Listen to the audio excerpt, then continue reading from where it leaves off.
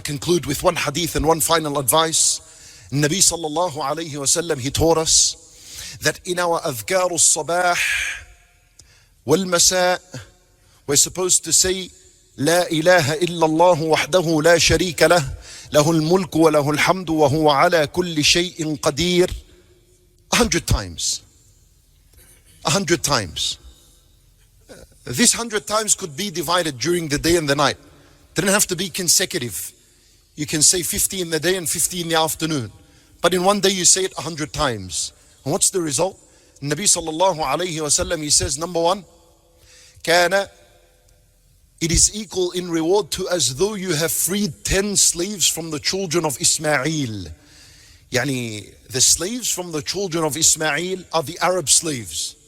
And it was known that the Arab slave is much more expensive than any other slave because of the strength he has, the ability he has, and so on.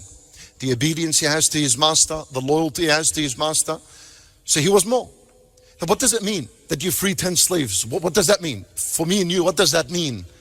In another hadith, the Nabi sallallahu alayhi wa sallam, he teaches us the reward of freeing a slave.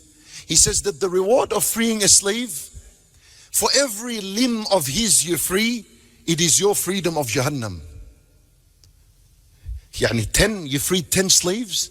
This is your freedom from Jahannam 10 times. Did it cost you anything? La ilaha illallah wahdahu lasharikala, lahul mulku wa lahul hamdu wa huwa ala kuli shayin kadeer. Did you have to lift anything? Did you have to run and walk to something? Did you have to pay anything? Nothing. Cheap solution from Allah Azza wa Jal. And we still don't value it. Did you say it today 100 times? Did you plan to say it 100 times? If I was to tell you free 10 slaves a day, the multi-millionaire won't be able to do that for long.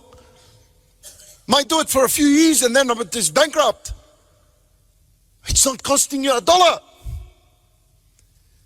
Number two, Nabi sallallahu alayhi wa sallam says, it earns a person 100 hasanat.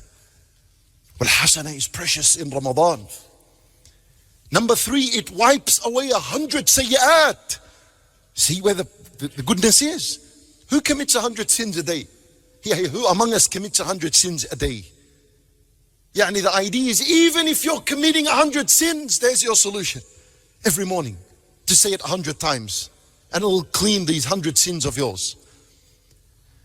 And then it raises a person 100 levels in the paradise. And then you are the best of mankind on the day of judgment, except someone who has said it more than you. He deserves to be in number one position. With Salaf rahimahumullah, that when we speak about the, do you think they said it 100 times? Salaf rahimahumullah, minimum 1,000, 2,000, 10,000 times a day. That's minimum of dhikrullah. And I'm giving you a reality. If you read the book, Siyar A'lam al-Nubala, a huge book, it speaks about the biography of the Salaf, of the Sahaba, of the Tabi'een. When you read in their biography, you find, وَكَانَ يَذْكُرُ اللَّهَ how many times? And this one 6,000 times, 5,000 times.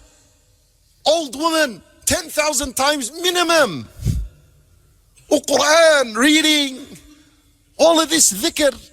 The biggest effect of it is that it doesn't only bring you closer to Allah, even though that's huge as a reward, but it cleans you from your sins. Which if you realized how big and how huge sins are, you would not waste a second in asking Allah for forgiveness.